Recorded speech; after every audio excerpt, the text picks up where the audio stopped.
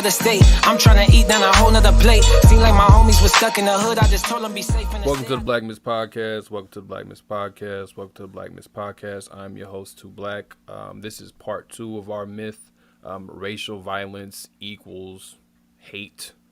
So in part 1, we've been discussing Rasul, our guest, Rasul Mowatt, his book, Geographies of Threat and the Cities in Between Us. That's definitely not right. Geographies of Threat and the Production of Violence, the State and the Cities in Between Us. And we've used his book as kind of a template, but in general, we're breaking down this idea, or debunking, I should say, this idea that racial violence can be reduced to hate or to hatred. And that's what drives it throughout history. And we've walked through some history about lynchings and other forms of violence to demonstrate that that's just not how history played out. And I think we clarified that pretty well. So in this second episode, we go into more detail about specific types of racial violence. And so in Rasul's book, he has what's called the Racial Violence Continuum. It's 11 different forms of racial violence, and it's a continuum, as in it's from basically what's least alarming or least concerning to what can be most alarming.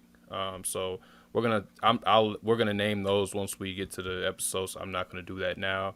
But one of the ones that's in it, just to be relevant a little bit to the moment, is racial hunting, and I think it's relevant to this Kyle Rittenhouse trial as well as Ahmaud Arbery, and we talk about a little bit of this, but I just want to highlight this a little bit further.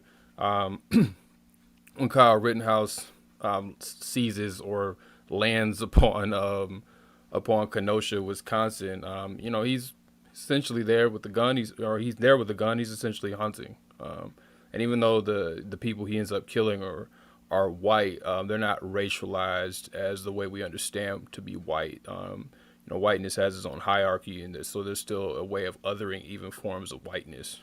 So when you are a race traitor, or you are somebody who is defending the quote unquote justice of the colonized people, in this case black folks, you can be othered as well. And racial hunting, as we're going to talk about further in the episode, is a form of that often people may have misunderstood as lynchings, but it's something else altogether, because it's not necessarily a spectacle, but it's a form of it's still a form of control. Now, I don't want to elaborate too deeply, because I just want to set this up as a way for people to think about this episode and think about how things can escalate, and as bad as you may think things are, things can get worse, or they have been worse. Doesn't mean that things are good now, because they're not. But we want to understand how racial violence has a way of ratcheting up, and how there's also particular logic behind racial violence. Because remember, we're studying all of this from the perspective of the killer, from the perspective of the perpetuator. We're not studying this solely from the perspective of the victim. That's done all too often. There's plenty of people who are going to do that. Today, we're talking about the perspective of the killer, of the perpetuator. So if you hear definitions that you feel like don't need to be distinguished, understand that those are the distinctions what we're trying to make. So without further ado, we're going to get into this episode. Hope everybody enjoys it. Yeah, let's go ahead and get into that 11-stage continuum. So number 1, we have race, massacres, and riots. 2, racial coups. Number 3, have mass lynchings. 4, individualized or small group lynchings. Number 5, you have gun violence. 6, state executions. 7, police killings. Number 8, racialized recreational murder. Number 9, racial hunting. 10, ethnic cleansing. And the last one, race war. Mm-hmm. There's no magic, number. Reason why 11 is chosen is just that, I couldn't find when I'm sitting there looking at all these incidents and trying to find a theme, there was no more, other sort of themes that didn't sort of connect with one another. So there were 11 things that I could only find that could be differentiated. Before you even tell us in detail about some of these, why was it important to make the distinctions between different kinds of violence? Yeah, no, I appreciate that. So it's similar to my point about like if you're trapped in a room, knowing how to, differentiate what type of person you're trapped in there with, having a sense of thinking about these violence, when we start looking at them a little bit more, we start seeing that there's a logic and pattern, just like Beck and Tone, right? Why did certain things happen? So if this was a utter and complete massacre, why did they stop on day 4, right? Why didn't they jump? Why didn't they just take out everybody in the city? Like these are things that you have to sort of ask yourself when you're now trying to think through the perspective of the perpetrator. All right. Yeah. So let's go ahead and go into race massacres and riots. I know you touched on it a little bit already, but let's go into detail with that one. Yeah, It says sure. it says maintain mass social order of racialized population for spatial domination through mass large-scale events of violence sanctioned by vigilante state officials. And you make example, the Tulsa race massacre, kind of went over that a little bit already. But I kind of want to go into further detail with the first stage. Yeah. So think of these incidents as like some type of immediate shock to like, reset the order and then it's over. So that's the kind of idea in this, because you don't see it jumping over into another city or another town the next week or next day. You don't see it going over a period of a month unless we get to like Rwandan genocide, but the Rwandan genocide wouldn't be a race massacre, right? It would be something else. So we don't see these things happening longer than these periods of a day to a week, and so there's something about it being useful to have something that's is shocking. And again, the state itself is the one that either allows violence to happen or the one that doles out violence. So the state either comes in and suppresses and stops this thing from happening longer than a 4th day or another week, right? Or something to that effect. So that's what sets up. And what I'm saying to people, which is people should understand, this is the lowest one. Mm-hmm. Yeah, that's what I was about to ask, based on my understanding. So that's the least, dare I say, violent one, or The least or concerning. or The least concerning. Yeah. The least concerning one. Okay, that's scary. horrible. Which is horrible to think, but when we go through, you can kind of get to why 11 becomes something special. So I think the way, I know we went over this before off record, all of us trying to kind of figure it out, but like I think if I remember when we talked about it, Ryan, like it was like these happen and then it's done kind of thing. Like when we were talking about even with Tulsa, like Cam made a great point. The people converged on Tulsa and then they went home. They didn't really bother anybody, like not relatively to that time. They didn't really bother anybody after that. They did their job and then it was over. Yeah, I mean, and people forget that district rebuilt itself within like a 20-year period afterwards, and it was never attacked. So it's just like there's something going on here, right? So again, it's about this like quick shock to reset the order. And then how's that different from racial coups? To maintain mass or localized order of a racialized population for the socio-political control through a concentrated event by sanctioned vigilantes and possibly state officials. Well, a coup is is more direct because you're trying to get rid of leadership, and specifically governing leadership. And one of the biggest examples of that is, of course, the 1898 Wilmington, coup, where basically there was this fusion party, which was a combination of the Republican Party, the Black Farmers Alliance, and the Populist Party. They all joined up to jointly sort of be this fusion party to run all these candidates against Democrats. And they basically controlled all seats from the governor down to, city council. Wilmington was one of the strongest cities of North Carolina at this time. And out of, a desire to like, shut down this sort of leadership and representation. Because I mean, Wilmington was amazing. Like it was a sense of there was already public schools there, and the Fusion Party actually produced things. There were public schools, there were small business loans for everybody. Like it was an amazing, environment. And I always sort of say, like, if this never happened, the South would be completely different. That's how significant this thing happens, because this then jumps off some other massacres that happened directly afterwards, but in other cities. Would that correlate somewhat with the idea of a contagion? Um, I'm not for lynchings. I'm saying in the sense that it sets off. Maybe contagion is not the right word, but there was one of the Tony and Beck ones was like, this will actually create more lynchings.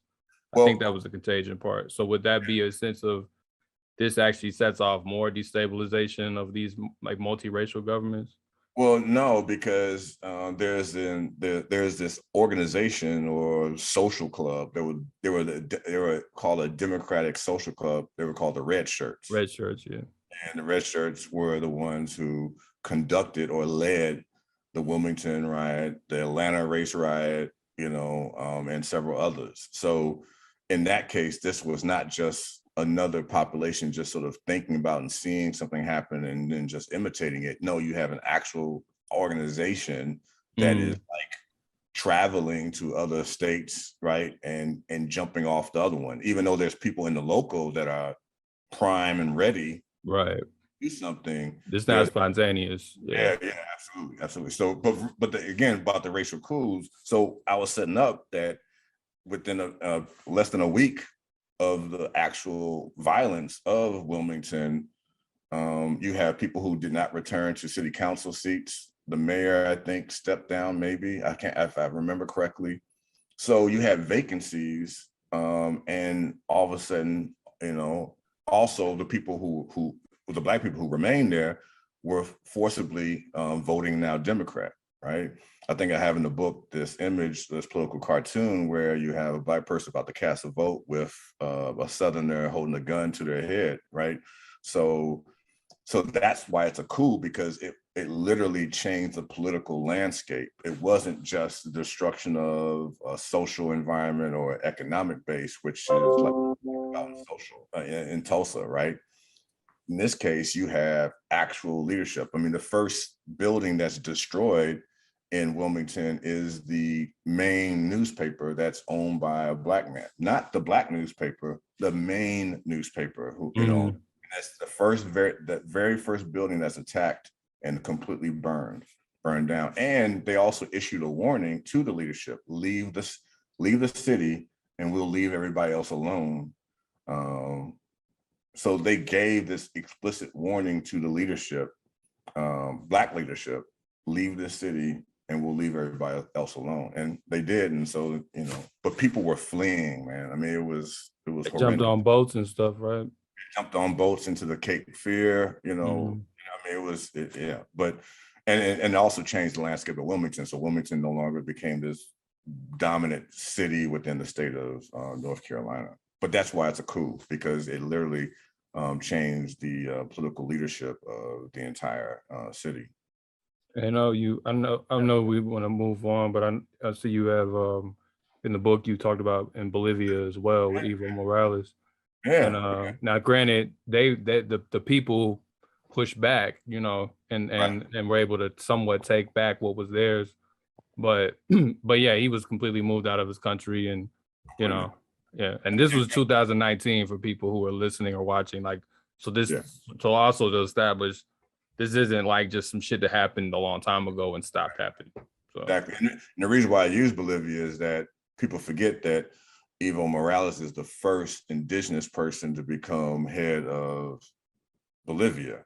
So who they were not only upseating was not just him, but also all the other indigenous leadership in like different districts and other places like that. So this is completely, definitely racially sort of, a racial basis, because the indigenous population is seen as a racial other.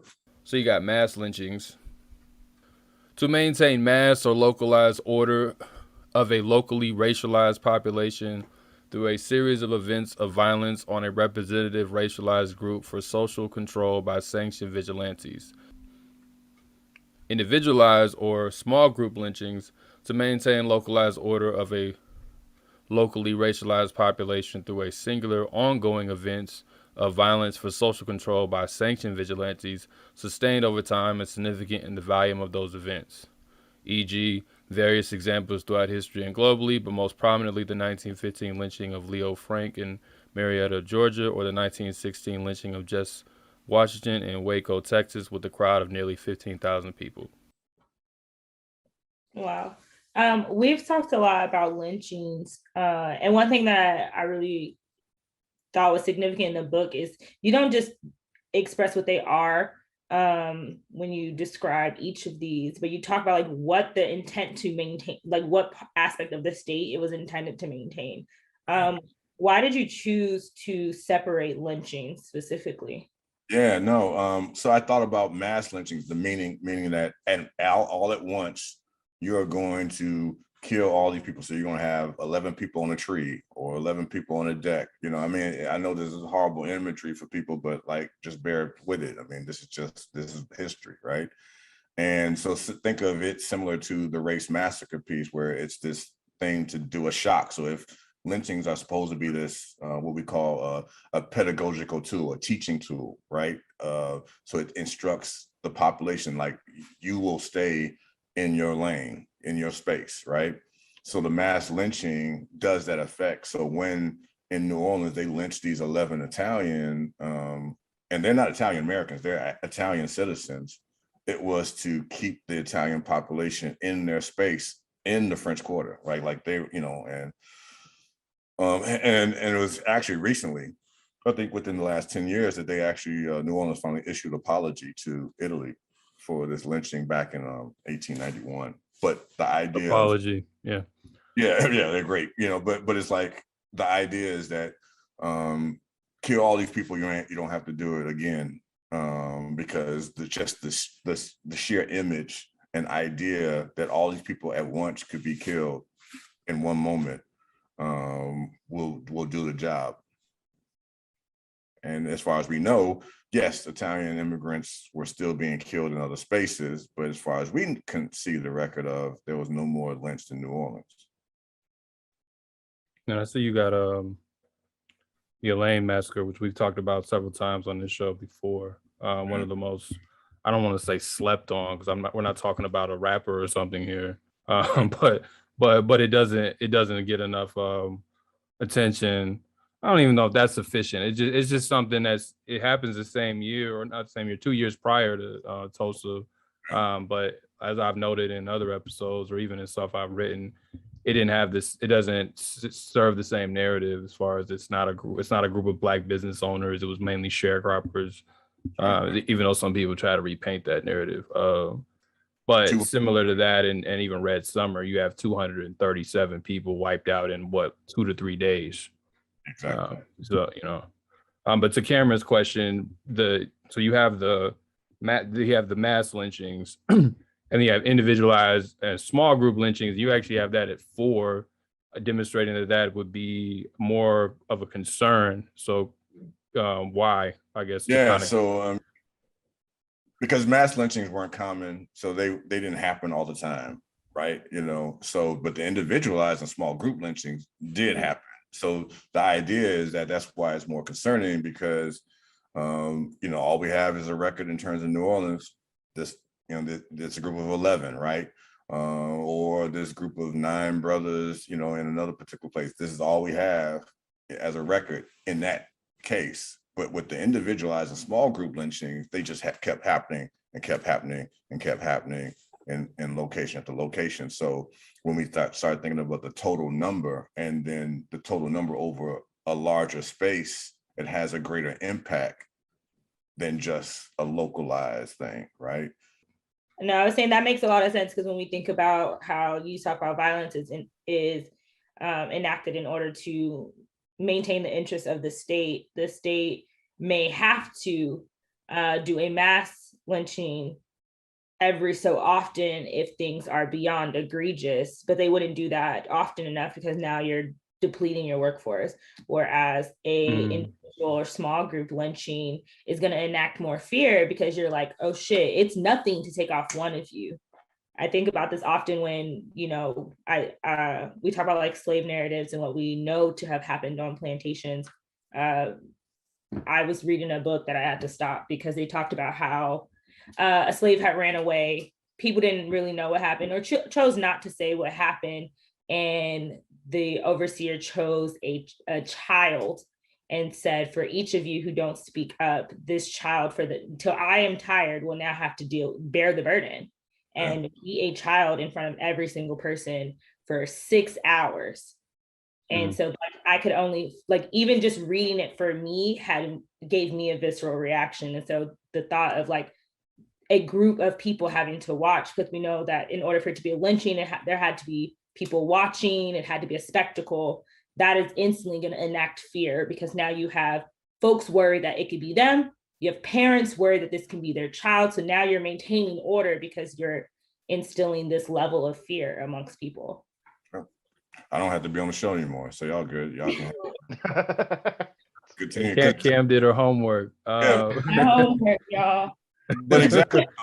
Yeah. So it's not about the fact that just a one-time individual lynching is worse than the mass lynching. No, it's the fact that thousands of individualized lynchings happen. I mean, because migration is not going to happen just because on one day 11 people are lynched, right? And the Great Migration is going to happen because thousands of people, have been lynched, and so that's why it's more concerning than mass lynchings. And still, it's not at the other end of the continuum. They're still on number 4. That's it. So brings us to number 5, gun violence.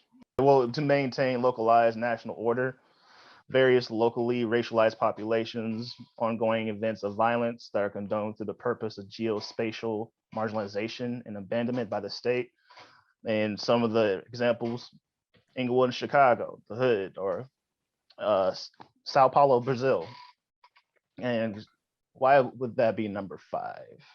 Yeah, so this gets into the point of, the state not only doles out violence, it is the main decider of allowing violence to happen. Nothing is going to happen without, state approval, right? Because they have the force to suppress it and to completely prevent it from happening. So why is it happening, right? And so this gets to some things I was hinting at in the book in the introduction, but when you look at Inglewood in Chicago, the so-called Chirac area of Chicago, right? And all these concerns about gun violence, police all throughout the city have installed the blue cameras, the pods, right?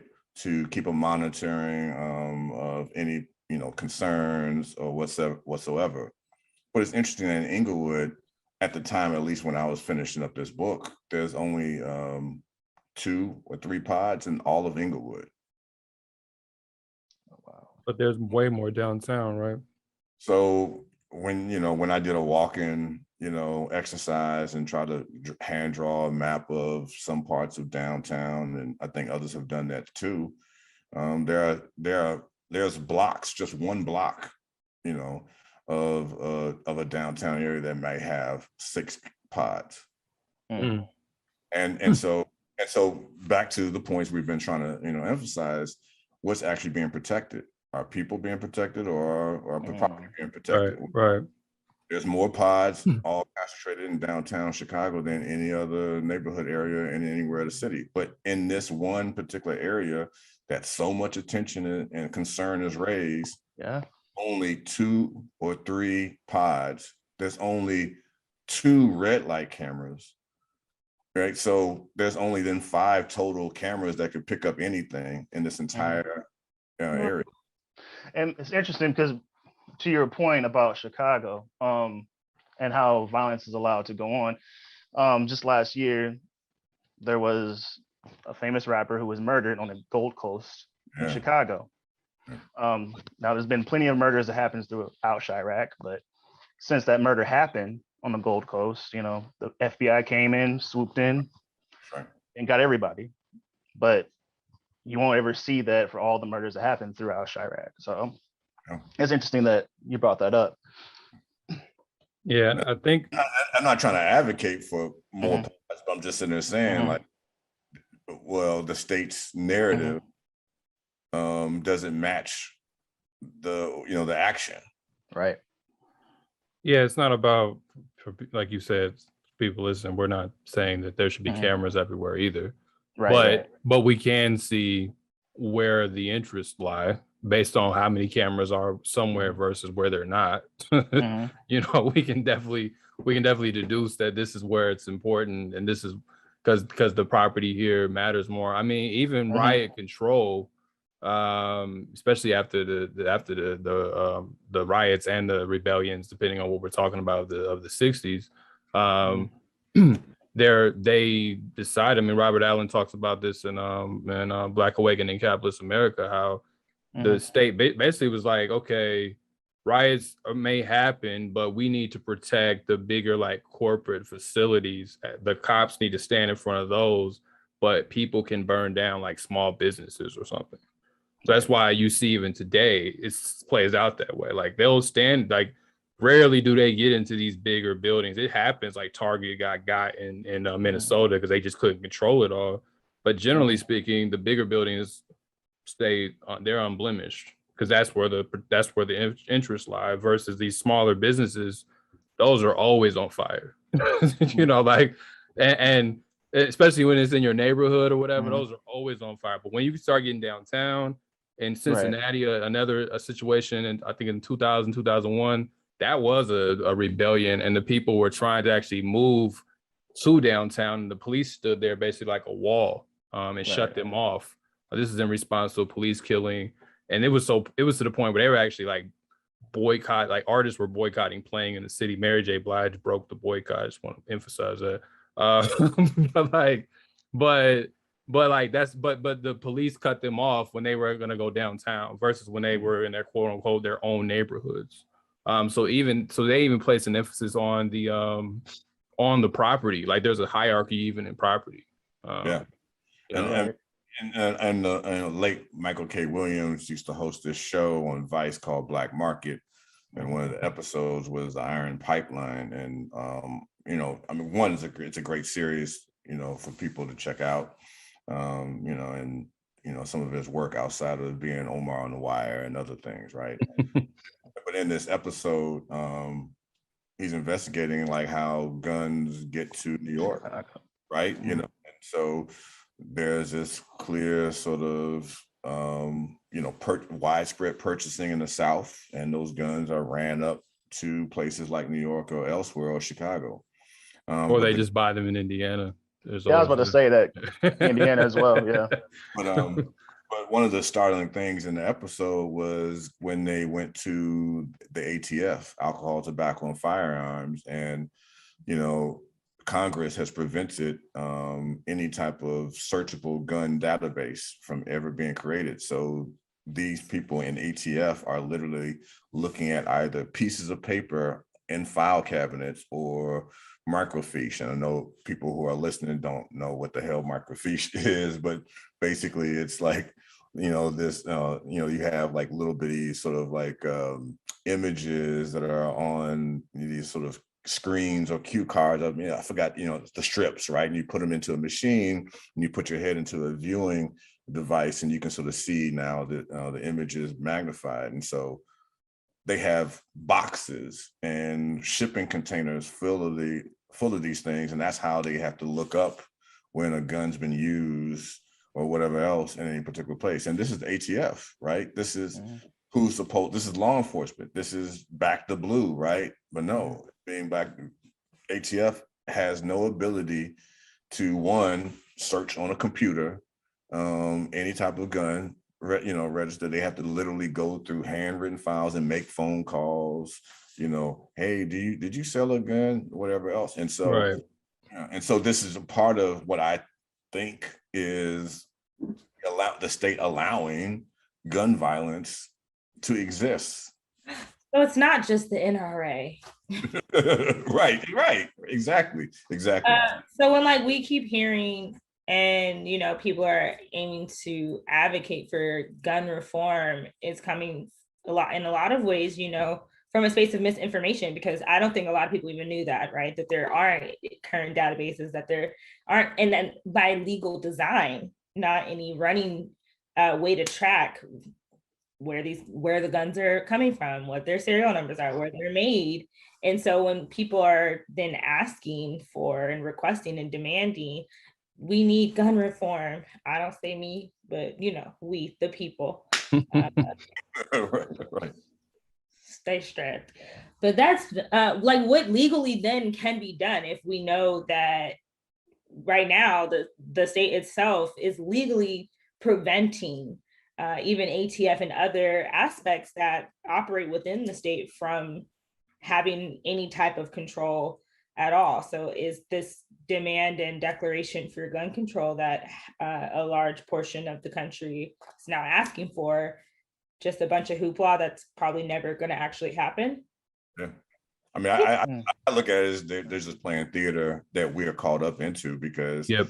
at the same, they're not doing anything. I mean, even research is like earlier on, some of my research, I wanted to look at the impact of gun violence in, let's say, youth going outside and playing and these types of things, right? But I couldn't do the research because the federal government will not fund any gun violence related research. And the federal government is one of the biggest sort of funders of research. Yeah. And so there's been a 20, 30-year moratorium on gun related research, any gun related. So if you say gun in your study or application, you're not going to get funded. And so it's an unofficial, so it's not stated anywhere, moratorium on any type of gun study. So that's bigger than just the NRA, like Cam said. Yeah. But go ahead, Cam. So even this notion of we need more background checks, essentially the state will allow the surveillance aspect of we'll know what citizens are choosing to purchase it, but we're not actually going to track what they've purchased and where they got it from, or where we dropped them off at, or how they ended up there. And even so, to backtrack those laws, we've seen, even in Texas, sure, you can go get a background. You can register, but you don't have to have the weapon itself registered. Now you can just carry whatever you want, and unless we choose to harass you and ask for your paperwork, you don't really have to have it. No. And then if you go to places like the UK, where of course guns are outlawed except for a hunting rifle in certain sort of spaces, so outside the city, you can see the state still allowing other types of violence. So I just ask the public, Google search knife attack London or acid attack London, and you will see maps upon stats, because that is the thing, right? And those things are allowed to happen on a regular. I mean, there was just a MP, so representative of parliament, that was just stabbed 2 weeks ago, at a public function where they're supposed to go and talk to the community, but stabbed, and this is the second MP that has been killed at a public function in the last 5 years. Wow. So it wouldn't be gun violence in their case. It would be, knife and acid attacks. And of course, my family's from Jamaica, and there's a lot of machete, besides gun, there's anything, right? So the point is that I have gun violence here, but think of just internal community violence is allowed to happen. Yeah, I'll make this last point on this.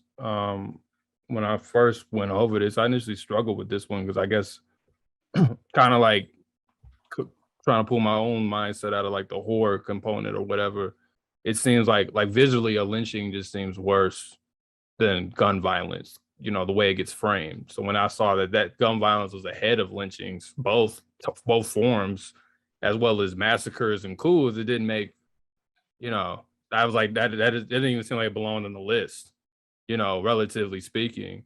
But then as you broke it down, and when you talk about the sheer number of people who die from gun violence, I mean, that's, the stuff that people, label as quote unquote black on black crime, the sheer number of it is way it exceeds any of the previous things you've named. Yeah, Just on sheer numbers. I mean, Alaska alone is horrendous. It's one of the worst states in terms of gun violence, both in terms of gun suicides and just outright shootings. It's ridiculous. I mean, it's beyond any sort of sense of imagination. But you can't. This whole idea of background checks, like we've already mentioned, these types of things they don't address the actual issue, which is they don't want to study it, and they don't really want to solve any of the homicides. We look at the cities, and the clearance rate is always horrible. Even though like in a place like Chicago, where on the Gold Coast, it may have a clearance rate of like 40, 50%, and in Inglewood, it may be like 10%. 40 and 50% still is not good. Nah, it's really not. Like no one is finding out who killed your grandmother, right? Like, that's horrendous, right? And so yeah, man, violence is somehow allowed to occur. Yeah. Not Granny. Oh my God. I'm sorry. I was like, wait a minute. See, at that point, I'm gonna start quoting icy lyrics, and won't nobody be saying rest in peace to the other person on the shirt. But I do think what's interesting is that when you talked about gun violence, you highlighted how the police focus all their time on a lot of non-violent crimes and drug crimes and all these petty crimes, but then they don't actually focus on the things on murder itself, whether that's both done through like Black on Black crime, like Black said, or just outside of that, homicide as a whole. State executions to maintain localized and national order of a racialized population through official singular events of violence for geopolitical control by state officials, e.g. Dakota Wars of 1862, 38 Lakota and Mankato, Minneapolis, or last publicly attended execution, the execution of Randy Benny in 1936 in Owensboro, Kentucky. Then you have police killings. To maintain localized order of a localized population for socioeconomic control by state officials, i.e., since 2013, roughly 7,700 people have been killed by police in the United States, with nearly 3,000 killed by police in the state of Rio de Janeiro in Brazil within 1 year. State executions and police killings are pretty, I think, for the most part, but maybe a little bit on police killings at least. I mean, you can talk on whatever you want, but just to kind of distinguish, keep kind of like teasing out the lynching point. Generally, police killings, and you can correct me if I'm wrong, they're not trying to send, they're not trying to send a message in the same way that lynchings were. They might be trying to send a different message that we have force or whatever, but am I getting that? Am I assessing that correctly? Well, if we're only looking at the United States, correct. But if we look at Brazil and Nigeria and, occupied Palestine, and places like that, yeah, police are oftentimes also displaying the body. So think of state executions and police killings as the more official killing of a person, and the mass lynchings and individual small group lynchings as the vigilantes. Okay. Right. And so this is me distinguishing these two things that have oftentimes been sort of smashed together. So state executions are lynchings, and police, shootings are lynchings. Like, no, because at least in the United States case, they've oftentimes, most of them have been associated with what? A police stop, a busted tail light that has escalated and turned into something else. But also, we don't even account for other types of police killings. I mean, I forget her name, so apologies to the family, but in 2019, an older woman, a Black woman and 80 years old, is sleeping in her car and is killed in her car because a police car is engaging in a chase and rams into her car and totals it, and she's in it, and she dies. That's a police killing, right? At least in the United States.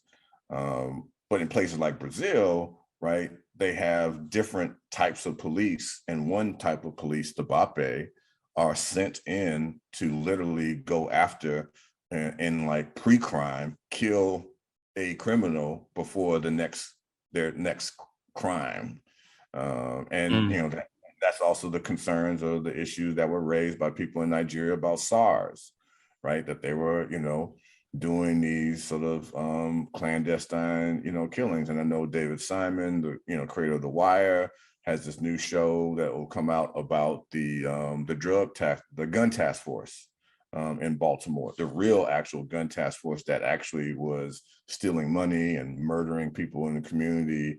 You know, they were running actually the drug game for one period of time in Baltimore, and it's called We Run the City. And so police killings and state executions are police, military police, border patrol, state troopers operating in their official capacity and killing people. This is what I was talking about with the 38 Dakota men in Mankato. So that's the distinctive difference between these two and the mass lynching and individual small group lynchings. So one quick last question on that and get off of it. So the distinction, so when lynchings where they are, I know you said that everybody's displaying the body, whether it's police killings or lynching. So what distinction should we make other than it being an official versus vigilante? Should there be any other distinctions, or should that be the extent of it? Well, I think it depends on the country. So in the United States, right, the police aren't displaying the body for a pedagogical tool, but we do have news who is constantly displaying and showing the video over and over again. Right. Pedagogical tool. And if we think about the state again as a collective institutions, the state is doing this, but it's not police. Police are not like, hey, we're going to keep showing you who we killed, right? That's not going to happen. So there is still a pedagogical tool that's being done, this teaching tool through the killing of a person, but it's not the police themselves that are doing that. It's you know, that's the state in cooperation. Yeah. But the as opposed to the lyncher, that's them by themselves. Like they sent the postcard, they put up the body, they created the event, you know, like that was very much done in-house, quote unquote. Right. But when we jump to another country, Mexico, wherever else, the police may actually kill somebody and leave the body just out, right? Or displayed, you know, in some particular way to say power demonstration, who has power, right? Not you all, right? So in other countries, there may be a greater sort of pedagogical tool, right? That the police are teaching the people to stay in their space. So in the favela situation, you know, you all can do whatever you want to do in the favela, but don't you come out of the favela and ever think about doing something else other than going to work. Right. And police do send messages. I want to make that clear. Police definitely send messages. I'm just saying it's not, at least particularly in America, the message is being sent isn't the same, right? But the exact same. But police definitely send messages. I mean, you know, there's plenty of stories. I mean, there's a book that just came out about, you know, police gangs and stuff like that. So police definitely send messages. So I just want to make that clear for the record so people don't think we're somehow absolving the police of anything. Exactly. And this doesn't, you know, count for arrests. Like, you know, arrests are the pedagogical, you know, always being stopped. That does the tool of the social control. Stop and frisk is its own, you know. Exactly. But it's embedded in the structure more so. Yeah. I think and you can elaborate if you feel like there's a larger need to, but I think folks understand why and how terrifying police killings and state executions are. But what I found to be really interesting that was higher on your list was racialized recreational murder and racial hunting. And so I wanted to ask, like, why are those two more, I don't have the word I was thinking for, terrifying than something like lynchings or gun violence or even police killings themselves? Yeah, so the definitions real quick. Racialized recreational murder, to maintain order of a locally racialized population for geo-social control by a combination and coordination of vigilante state officials and off-duty state officials for display, i.e. the alleged hate crimes of the 1981 Michael McDonald case in Mobile, Alabama, or the 1998 Matthew Shepard case in Fort Collins, Colorado. Racial hunting. To maintain order of a racialized population for a spatial domination by the combination and coordination of vigilantes, state officials, and off-duty state officials in secrecy, i.e. aforementioned 1982 murder of Vincent Chin in Detroit, Michigan, and the 2020 case of Ahmaud Arbery of Brunswick, Georgia, both of whom were targeted, or the 2017 hunting of black men by James Harris Jackson in New York City, New York. Yeah, so, unfortunately, at least in the United States, of course, police killings, and when I say police killings, I mean policing killings. So it could be law enforcement, it could be military police, it could be border patrol, any of those types of things. We can maybe see that coming, right? And it's either an official sort of order from the police or something like that. A family could still sort of do at least in the United States, a freedom of information request to sort of find out what's happening. A recreational murder is something that just happens and is clandestine, and you just have no idea who did what and for what reason. And so, we have these examples, of 1981 with the Michael Donald case that ends up shutting down the largest Klan organization in the United States. But first, all you find is this dead brother chained up to a tree, one morning, and so no one knows what's happening. And there's still a commonality in places like Mississippi and so on, where there's just a random person hanging from something, there's that young teenage brother that was hanging from the place, the swing set and these types of things. And so there's somebody who has killed clearly for fun. Matthew Shepard was found chained up to a fence post, right? He was still like barely alive. And of course he dies while trying to be treated.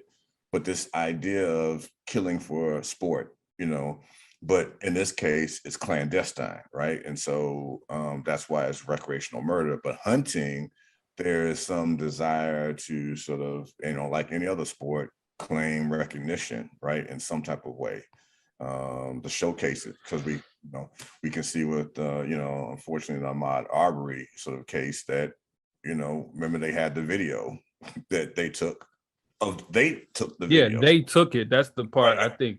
Yeah, right. It wasn't a pod that got that, right? Yeah, no. And this is a regular pickup truck, so it's not like they're police officers and just a dash cam video. Like they took a picture and they released the picture. They released the video hoping that would clear up and show that they were in the right, without thinking that no, it doesn't show that you're in the right. You just went after this dude for no reason, and so the hunting is this notion of the idea of souvenir. And both of these cases is me trying to think about some things that have been classified as lynchings that don't fit the spectacle model, right? They just are killings, right? And maybe they've been killings of 3 or more people, like the Tuskegee point, and either they've been clandestine or they've been like celebrated or highlighted.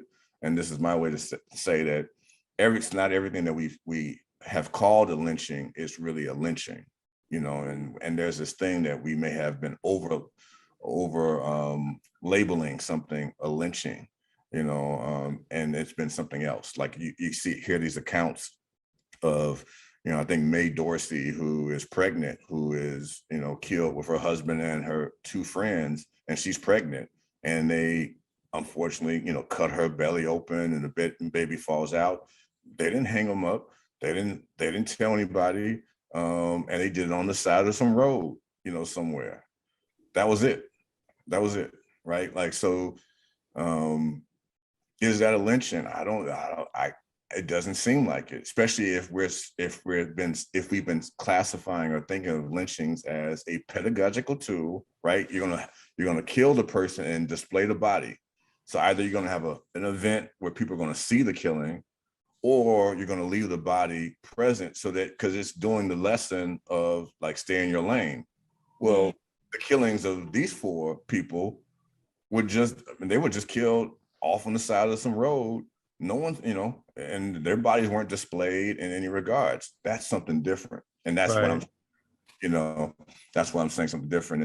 And so again, there's this idea of fun, and there's this desire that may not be for fun, but maybe explicitly to like just target people here and there. And like you had that one example in 2017 of that white guy who drives to New York City and plans on killing all these Black men with a saber. He's literally walking down the streets with a saber. And if people don't know what a saber is, it's a long sword, that is curved, and he's walking down the street, and he ends up unfortunately killing James Harris Jackson, but he was trying to kill something like 17 men.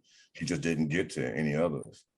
That might be where hate actually is driving, right. Like that's where hate is definitely playing more of a prominent role as opposed to some of the other things. Maybe. I'll get to some stuff in terms of race war that may change your mind. But say what? I make some stuff during race war that may change your mind. I'm thinking about hunting. No, whatever debunks the myth. Another one that gets equated with a lot of different ones, ethnic cleansing. This one, before I even read the definition, or at least your definition, like people often compare gentrification to ethnic cleansing. People compare even lesser things to ethnic cleansing, like teachers becoming whiter in schools, ethnic cleansing, or cultural appropriation. Sometimes I've even read is compared to ethnic cleansing, whatever the cultural appropriation means today. So all of these, ethnic cleansing has become, I would say, in some ways, even more of a metaphor than lynching. I think lynching, at least, especially after what we just talked about, is a little closer. Even when people are comparing police killings, like you can understand it. But ethnic cleansing has been compared to a lot of things. So your definition, after giving that precursor, to maintain order for geospatial elimination of a racialized population by the systemic coordination of state officials and vigilantes. So now we're seeing the marrying of the two in targeted areas that include forced expulsion and murder, e.g. the Indian Removal Act of 1830 in the United States, the Armenian genocides of the 19th to 20th century, the plan and execution of Jewish extermination in Europe during the World War II, the Cambodian genocide from 1975 to 1979, or the 1994 Rwandan genocide. So that sounds a little worse than gentrification, but I'll let you, ponder on that or talk about it. Yeah, I guess you're trying to also set me off. And so, the point is that, lynchings are lynchings, ethnic cleansing is ethnic cleansing. I think we shouldn't play with these words. They have a history, they have a meaning. There's people who actually have experienced real loss, right? And not just a loss of a job, or even eviction. I'm not saying evictions are cool, but evictions are not ethnic cleansing. Nobody has been killed, right? And so when we're talking about ethnic cleansing, is clearly a racialized other has been, killed in a specific location for a specific purpose and reason. And it may be up to a point that they stop killing for whatever reason. Either they get tired or ultimately they've killed enough. But ethnic cleansing is a complete point to devastate and completely sort of do away with a population in a specific location. You said geospatial elimination. Yeah. So the Indian Removal Act, where we're trying to clear land, right? And I think you can make the same case with some of the other examples you listed. Lands being cleared for what? Yeah, so land is being cleared to create territory, so, I know in the book, I try to sit there and showcase that, what we now presently call Ohio, when they cleared the space of indigenous population, they immediately started to sort of, square it off and figure out how many units that they could sort of sell or give away to people to create, towns and cities that we become to know as Toledo and Cincinnati and Akron and and so on. But that ethnic cleansing was necessary to get that, right? Same thing in terms of Jewish extermination. They were also, bankrolling or keeping the war effort moving by taking, the bank accounts and the silver and the gold that many of the Jewish population in Europe possessed to sort of keep themselves afloat. Yeah, so ethnic cleansing is a specifically targeted killing, and not figurative killing of a population, but in a specific space. So violence is not a metaphor for nothing other than violence. Yeah. Okay. Yeah. I can't believe we got to this one. So go ahead. The last one, race war, the worst of the worst, to maintain order for the total geospatial elimination of a racialized population by the state influencing its entire population for action at a mass scale with the aim of eradication of a racialized population. And then here are the pogroms in Europe from 1821 in Odessa, and then in Ukraine and Germany, and let's see here, and in 1938 for the systematic elimination of Jewish populations, so on and so forth. Race war, why is this the biggest one, the most, I guess, the most violent? Yeah. So, first, think of cleansing as, like cleansing. So you're killing up to a limit. With race war, there is no limit. You're trying to completely eradicate their existence, whatsoever. There's no leftover population. That's the aim. That's the point. That's the purpose. Now, whether they accomplish that, that's a whole nother thing, but that's the point. And part of the continuum was trying to convey this to people. Like, this is a major concern. Lynching is not the worst thing that could ever happen. There are far worse things that can happen that have already happened before. And so, first I sort of present like these, real situations, but then also there's this fiction that alludes to things that are very concerning, and so one piece of fiction is William Pierce's Turner Diaries that's written in 1978. And it's about Turner and this cadre of people who, begin to go on a hunting spree, killing, taking out one person after another, in terms of a Black person or a Jewish person, because they're going after racial others. And then eventually they increase who they're killing, and they inspire other cadres to form to ultimately now take care of the race traitors.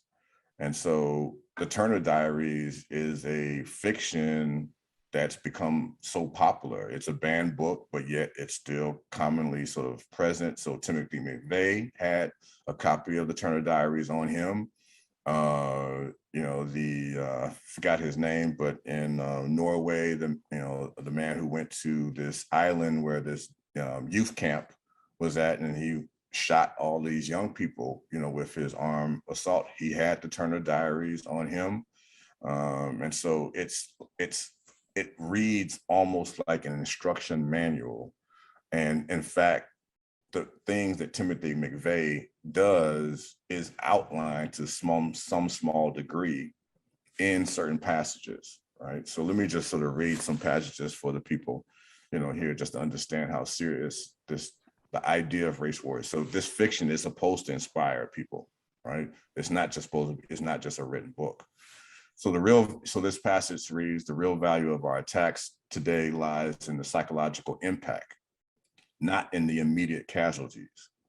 More important, though, is what we taught the politicians and the bureaucrats. They learned this afternoon that not one of them is beyond our reach. They can huddle behind barbed wire and tanks in the city, and they can hide behind the concrete walls of their country estates, but we can still find them and kill them. It's a passage from And this passage was highlighted in Timothy McVeigh's book. Wow. A photocopy of the Turner Diaries. Wow. And then the Turner Diaries highlights this special day called the Day of the Rope. And the Day of the Rope is when these forces, these cadres have converged onto Washington, D.C., and they take control over, United States to create a new state. And okay, I'm gonna ask you this real quick because I know this is crossing people's minds, even though I think this probably you're gonna say this is a weak connection. I think you know where I'm going. So what you just said, and then the January 6th, is there any correlation there? Absolutely, Okay. but not for everybody that's out there, right? So for some people out there, they were out there for this, right? Or they had this probably in the back of their mind. Maybe some of the organizers to create the event, right? This is why they chose DC. But yeah, the Day of the Rope, why it's called that is that going all to the Capitol building, there'll be all of the race traders and bureaucrats hanging from the light posts going up to the Capitol. That's why it's called the Day of the Rope. And so here's some quotes that are tied to that particular section. I am sure that without the forceful lesson of this Day of the Rope, we would not have so quickly elicited this sort of citizen cooperation, Turner writes. The hangings have helped everyone get off the fence in a hurry. Another passage. All this culminates in, what's called the Day of the Rope. And so the passage reads, the politicians, the lawyers, the businessmen, the TV newscasters, the newspaper reporters and editors, the judges, the teachers, the school officials, the civic leaders, the bureaucrats, the preachers, actors, and musicians, and everyone else who cooperated with the system, as well as anyone who took part in an interracial sexual relationship. After a wave of public executions by the organization, private citizens rise up in mobs to kill still more Blacks and Jews who escaped the initial purge. Jesus. And so this is 1978, right? And then one more passage that highlights strategy. As the story progresses, each attack is discussed not just for its body count or operational details, but its desired strategic effect. There's at least something like 200 odd, murders that have been committed, and the Turner Diaries have been found on the perpetrator. Again, it is just towing the line of being an instructional manual on everything from how to do an assassination to how to blow up a car, or whatever else. If you ever read the entire thing. And then the other piece of fiction comes before that, which is called The Camp of Saints. And this is in 1973 that this particular novel comes about, where ultimately Europe is descended upon by all of these dirty immigrant groups that are coming from Africa and the Middle East and Asia, across the seas and on land. And they're they first are brought in or allowed to come in small numbers by these liberal, people in office out of concern and pity on the refugees, but their numbers begin to increase and they run cities and so on. So what's then set up is this notion of Fortress Europe. We had to prevent this from actually happening. And so Camp of Saints was a piece of fiction that one time Stephen Miller was holding in his hand when he walked up to the podium to give a sort of, response to press members. So it's a popular reading tool as it relates to migrant populations. But here's a passage or two passages or three. I'm asking every soldier and officer, every member of our police, asking them from the depths of my conscience and my soul to weigh this monstrous mission for themselves and to feel free either to accept or reject it.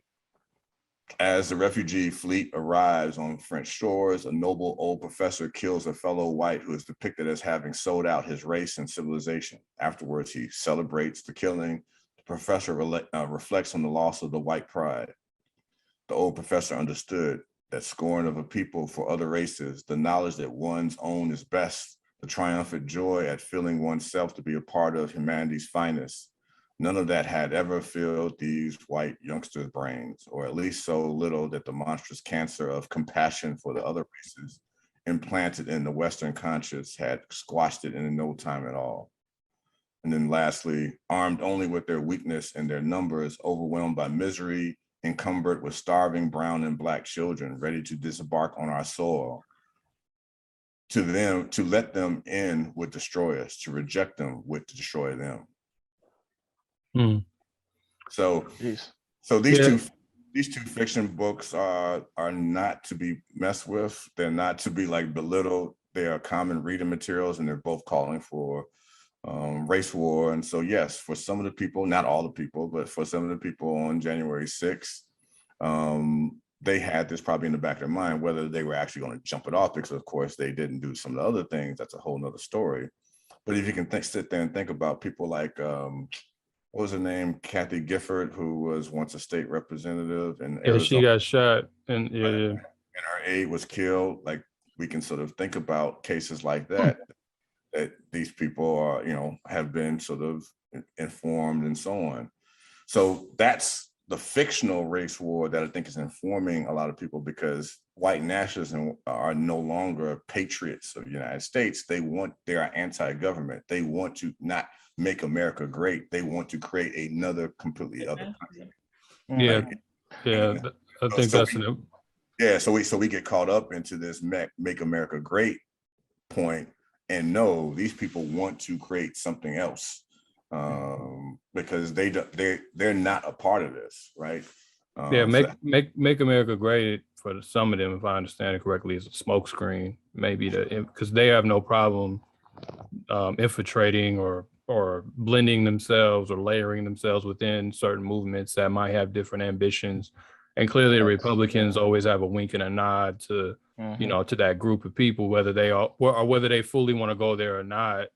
And it reminds me of Yannick Giovanni Marshall, who was Dr. Yannick Giovanni Marshall, was on our show about over a year ago now. Cameron was depressed after that episode, but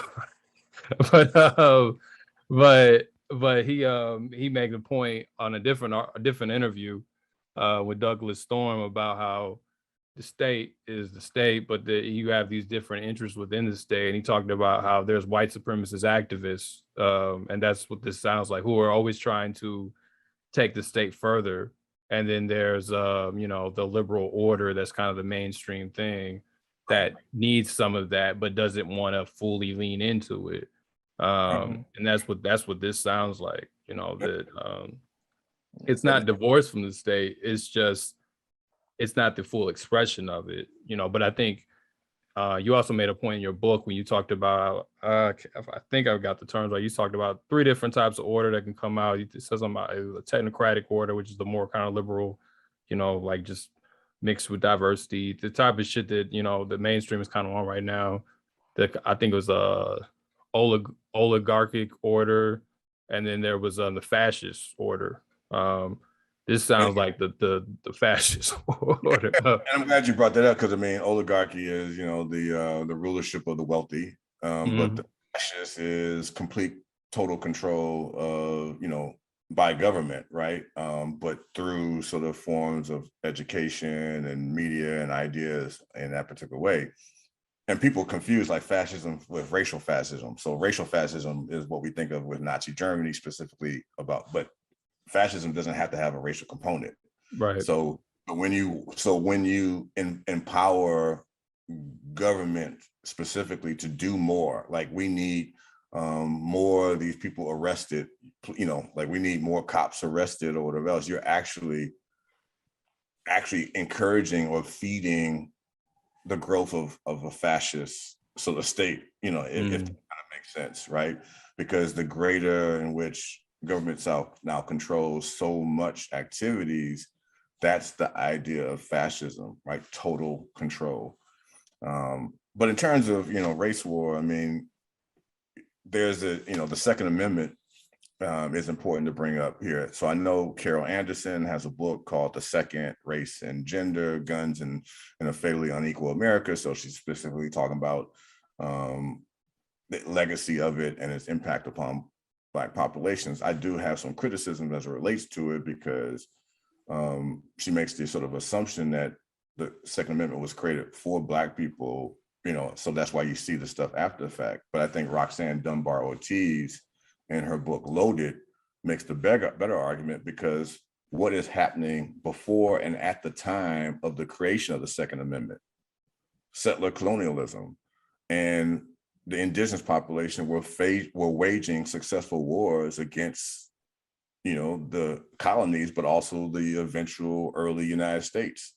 And so you need more armed. Yeah. And so they needed more arms. And so they they create a Second Amendment that then allows for settlers to not have to be charged with murder for protecting, their property and helping to clear the land. And so Roxanne Dunbar Ortiz makes this particular argument that the Second Amendment is not about creating a militia against an out of control government. It's about creating a militia to clear the land, because it was about Indian killing, and I'm using Indian killing in the way that the state is, Right.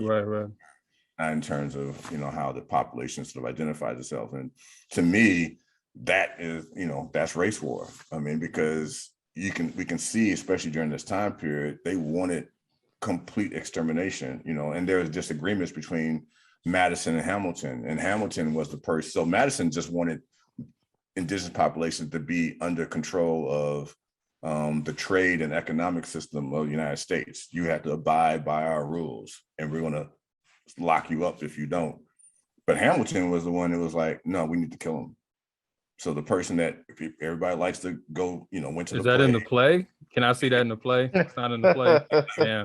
And they literally had debates, like heated debates, and Hamilton, of course, clearly won out. And and his point was, no, we need greater military support. And so there's other scholars like Oblowski who says the Constitution is just a fiscal military document, like it's just laying out economic systems for the purpose of warfare. Like when you sit there and look at the actual text, there's nothing that's actually about like, here's what we think about education, here's how people should live in homes, and this is how we should, it doesn't sort of speak to these things when you think of these other sort of inspiring documents. When you sit there and look at the text, everything is about like fiscal management, killing, like rights to sort of like protect oneself, right? And so hence why you had to create departments of education and departments of other, because none of that stuff comes out of that era. Yeah, her book is incredible. And so yes, it does have implications on what comes 40, 50 years later, which is a great deal more of enslaved African insurrections. Not to say that there weren't any in the United States beforehand, but the Second Amendment had already been in effect for like 40 years, before, 50 years before Nat Turner's rebellion and stuff like that. But without the Second Amendment, everyday person couldn't be automatically deputized to kill somebody. They could have been tried in court for murder. But with the Second Amendment, no, this is partly what's protecting the young teenager who went to Kenosha, Rittenhouse, but I can't remember his, first name. Kyle. Yeah, and Cameron's cousin. Yeah, Kyle. That's partly some of the protections of what legal defense has been sort of pushing for as it relates to him.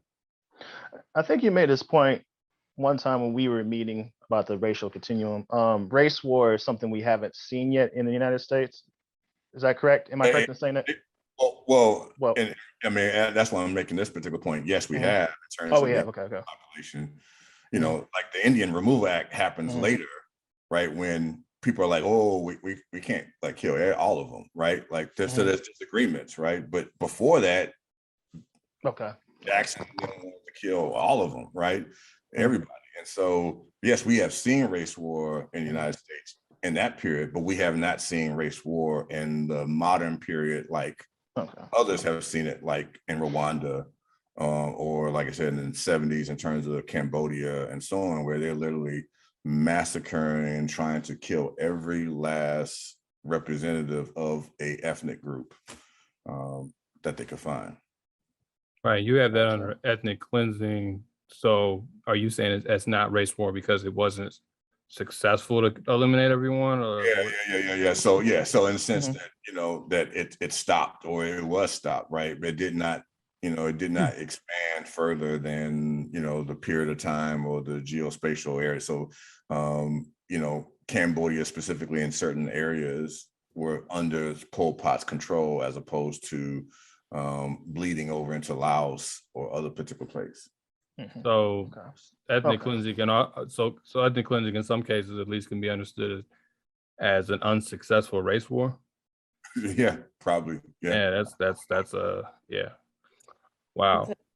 And so, so I mean, I'm glad we got to this point, not because I'm glad to talk about race war, but I think it is important. And I think rarely have I heard, at least in Black spaces, talking about the Turner Diaries and stuff like that. We don't, I mean, so Yeah.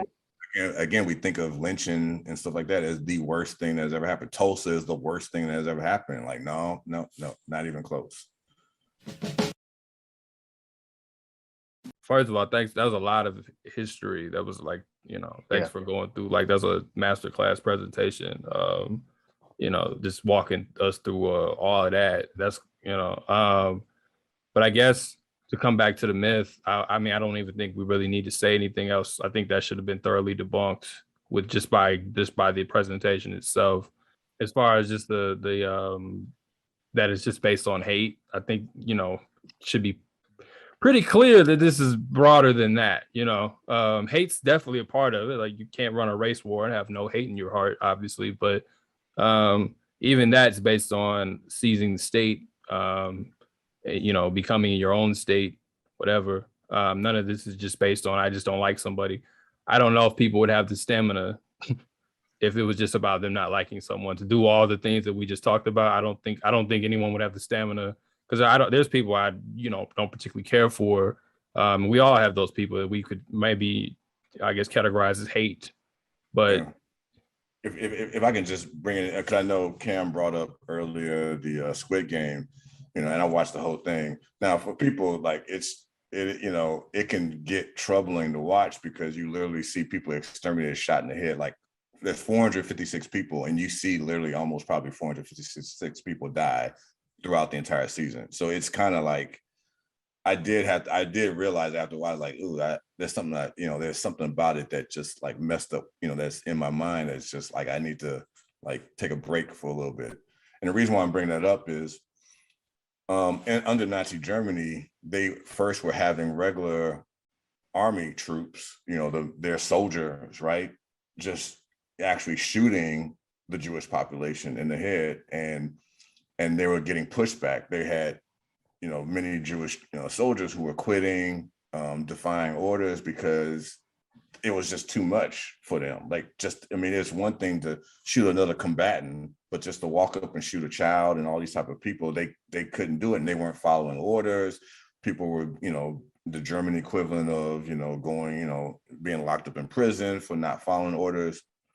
And so then that's why they switched it to the SS, and, and it being under the concentration camps. The reason why I'm bringing that up is that I was just sitting there thinking about the German shootings, in that way in the head, and how it was something that those troops could not handle.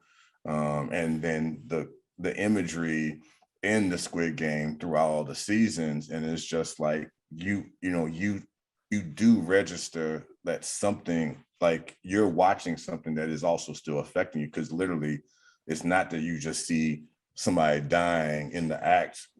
You actually see people literally walking up and shooting somebody in the head over and over and over and over again.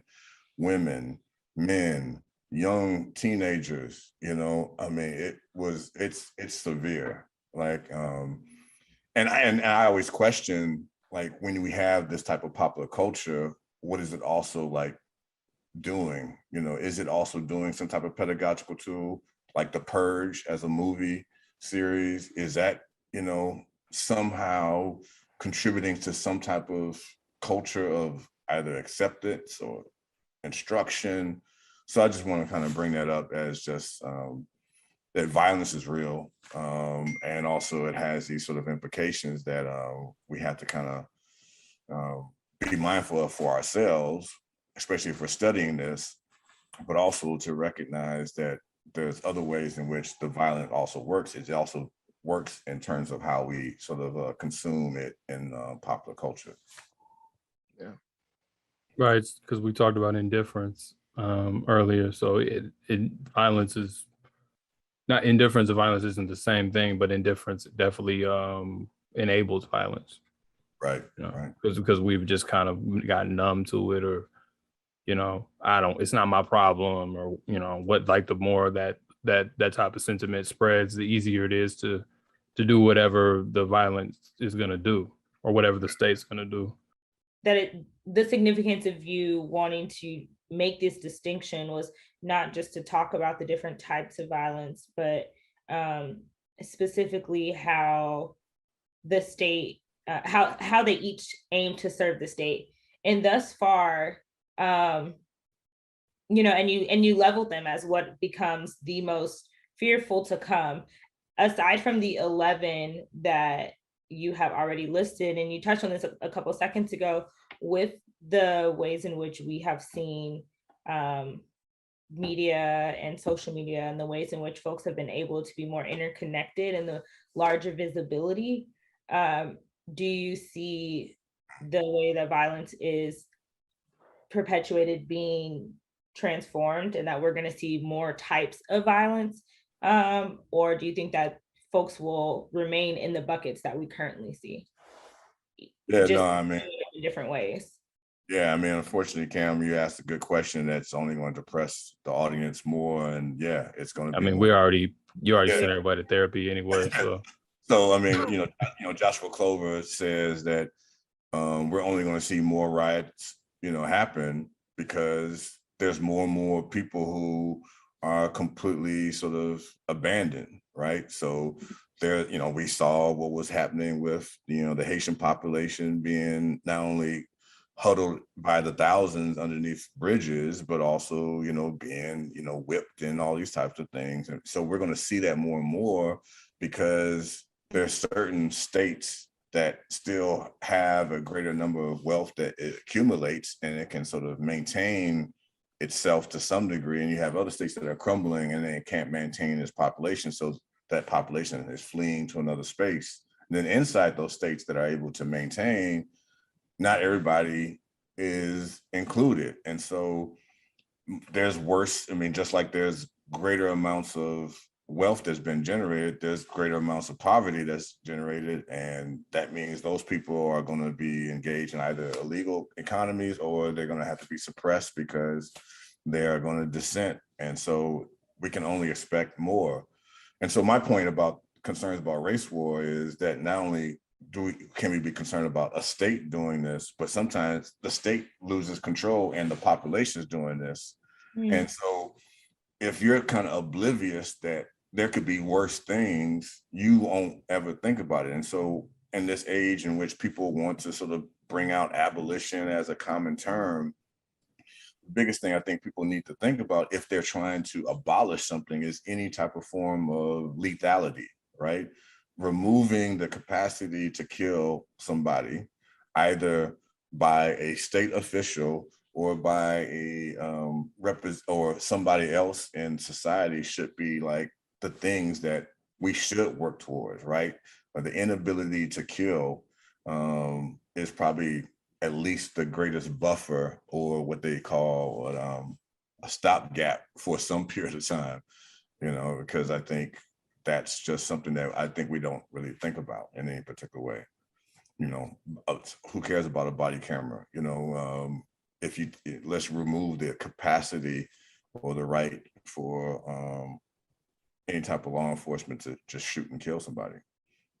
We have the fiction of the Watchmen, where, remember, they couldn't use the gun; they had to call in to get the gun. Yeah. And that type of thing. And it's like, that would be something different. Not to say I'm not sitting there saying I'm advocating for police and all these type of things. I'm just sitting there saying, getting rid of the lethal part are the things that we need to do. And I think, Cam, you mentioned like or I think it was YouTube Black, I'm not sure which one, but you all were talking about like how people were trying to use or leverage 2020 and the killing of George Floyd and Breonna Taylor for like jobs, right? And Yeah, I mean, you know, I talk about that all the time. yeah, I'm writing about it. But either regardless of who said it, yeah. Yeah. I mean, I saw that, and I saw that in my own work setting on terms of campus, where, you know, people were choosing to go for that and more event programming funding, as opposed to like, why do we need campus police? Yeah. Right. You know what I'm saying? Like, let's get rid of something that could cause harm to the students that we're saying that we care about. Right. You know, not to say that, of course, police can't come on the campus, but we don't need, what we need campus police for? You know, like they clearly are not doing a good job with, you know, sexual assault and Right. all Yeah, not at all. Yeah. So why do we need this entity? So let's get rid of this lethal, this capacity to do some type of lethal action, you know, from our presence, you know. But no, nobody would, you know. I mean, there was some campuses like in Milwaukee and elsewhere that were pushing for elimination of campus police. But at least I can speak to, you know, institution I was at. It's not the institution. It was, you know, faculty who were moving the institution away from even thinking of considering those things and going towards, let's hire more people and let's get more programming for special events. To not just be completely dark and cloudy. And I know that we could probably spend an entire episode like really going over solutions. Given the sheer amount of violence that exists and the ways in which we know that violence will continue to transform, how now the first step obviously is knowing. You know better than you can do better. What are the things that we can be doing that then allow us to aim to dismantle the state? And I know there's 900 years that will probably be working to do this work. But like when we talk about, you know, freedom and liberation, I know you have a lot of thoughts on that. So I just wanted to get your take on how do we actually reach a goal? And let me read the quote, because I just think it's a good quote. Then you can respond. So you say, however, we should be clear that freedom and liberation are not the same thing. As freedom services the old call of finishing the emancipation of state subjectified and desubjectified peoples, liberation is an entirely other endeavor and is comprised of the stuff of what has yet to take place in the moment of human history, in this moment of human history. I don't know. It's, you know, again, I think I've mentioned that we're in this space in which people are sort of appropriating these terms and concepts of decolonization, you know, dismantling, anti-racism, abolition. You know, we have explicit histories of these things. These are not like intellectual exercises. We actually have things that have occurred that inform us of what these things are. But instead of sort of referencing or looking at that history, we're acting as if like it's never happened. So we're just like talking about it randomly, you know? So when we think of abolition, we completely forget that, yeah, the abolishment of slavery, like that was actual movement, organizations that went about it. There was disagreements with what approach, you know, so we're not at a loss of what that is. So when we start talking about other things, and so freedom is an expression or an outgrowth of the abolition. And as we know, with abolition, it's not a new country that is more favorable without a state. It just has a government that's supposed to serve people. Abolition is like a massive revision of, you know, the state, which is in this case, the United States didn't end or rename itself and become something different. They didn't draft a new constitution after the Civil War. It was just that they ended, you know, slavery. And so that tells me that then freedom is confined to still stay within the realities of what we're, you know, existing in. We just got rid of just one part of suffering, right? Whereas liberation is then we're taking upon ourselves to create that entirely new reality in some particular way.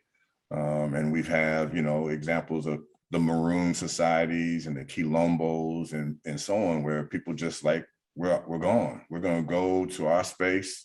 I'm not sitting there saying that's possible in this day and age, but the sheer audacity in the midst of, empires like Spain and Britain and so on, that these little collectives of people were able to defend themselves and create long lasting sort of communities up in mountains, in deep forests for, decades, is an amazing feat of liberation, like no longer, being under the rule of someone else that doesn't care about you. So that's why I make the distinction between freedom and liberation. I think that's worth pondering on, or that's something that people can ponder on. I mean, it's not fair to go through all that and expect you to have an answer to all that anyway, or anyone, So I'm not saying that's what Cameron was doing. I'm saying for anybody to express to it, for anybody that's listening to expect that, that's not even fair. But yeah, I think we do have to think about, this is kind of my closing thoughts on it. We do have to think about, I guess, for lack of a better word, trying to make a better situation under the state looks like versus moving beyond the state in and of itself. And I think that most narratives, most even so-called leftists, whatever, conversations are typically about freedom at best. And a lot of that even comes down to the personal freedoms, like you were saying, with some of your colleagues who just want to do more programming and decolonize the air or whatever. That's just mainly how this goes. But the other stuff that you speak of, that takes a more audacity, and I'll just leave it at that. Absolutely. But yeah, thanks for coming through. For those listening, I hope y'all took it all in. We have to be serious about these distinctions. We have to take violence seriously. The United States particularly has a way of distancing us away from violence and turning everything into metaphors and making stuff about psychology and about feelings. And it's not that those things don't matter. We're not saying those things don't matter, but the world was not created off of just making you feel bad about yourself. Somebody had a gun, somebody had a knife, somebody had an army, military, and that's, like Dr. Ball said plenty of times, first conquest is the first move is military conquest. Everything else after that is public policy. So you have to first steal something from somebody, and in order to maintain it, you still need violence. So I'll let my co-hosts share their thoughts, but I definitely appreciate it. Yeah, it's not enough just to think that violence, particularly racial violence, is just about our Blackness. It's not enough for us to just know the history without being able to really go in depth and analyze the ways in which the state designs this. And I think that's something that Mr. Mowatt did today, was really be able to break it down, to talk about not just what violence is, but the various types of violence and the ways in which that they serve the state. And if we are ever going to be able to work towards and get the audacity ever to really aim towards liberation, we need to know our enemy. For so long, we've been playing checkers with people who have been playing chess. And so we're already far behind in playing catch up. So it's time we do so. Yeah, I really have nothing else to say, but Rasul, if you want to give our listeners where they can find you and where they can find your book and all that good information. Well, I mean, for myself, there's nothing that you all need to look for or find in terms of me. I have no website or nothing like that. You don't need to follow me whatsoever. You can look up my email and hit me up. We can rap and talk as real people, But in terms of the book, it's through Routledge, and it's called Geographies of Threat, Production of Violence, the State and City Between Us. It's available in, I think, hardback, paperback, and ebook. I'm not sure if it's available yet on Kindle. Yeah. It is. I got it. Okay. Oh, I mean, it's just me. I mean, I've always been a supporter of the show. Listen to every episode. Black knows this. Proud Patreon. So I hope people, also contribute who are listeners and so on. So, glad to help with, yet another episode, or in this case, another 8 episodes. Yeah. I do want to say something. I forgot to say this was in my notes somewhere, but on the Patreon thing, as y'all can see, like, to even keep up with people like Rasul, we have to put in a lot of work. This isn't one of them joints where you can just show up and just kind of play off the fact that you're smart. Like, that doesn't work on this show. Everybody can attest to that. You have to do your own work. That's just the way our format's set up. So to keep sustaining that, if you can donate anything to the Patreon, I would appreciate it. We would all appreciate it, because it does require time, and everybody has either jobs or forms of jobs to do. So we can't put all our time on this. But yeah, I mean, Rasul's book is 300 pages, but that doesn't really tell you how long it is, because it's written in 2 columns.